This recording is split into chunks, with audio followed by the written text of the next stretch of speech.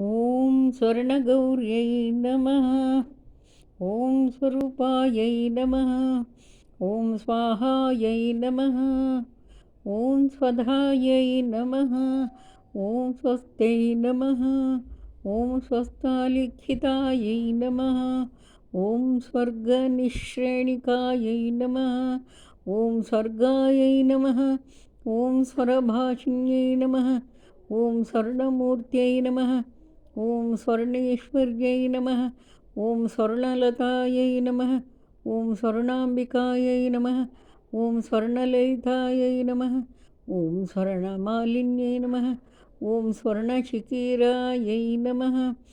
ॐ स्वर्णप्रियायै नमः। ॐ स्वर्णमुख्यै नमः। ॐ स्वर्णेश्वरप्रियायै नमः। ॐ स्वर्णरेखायै नमः। ॐ स्वर्गापवर्गदायै नमः।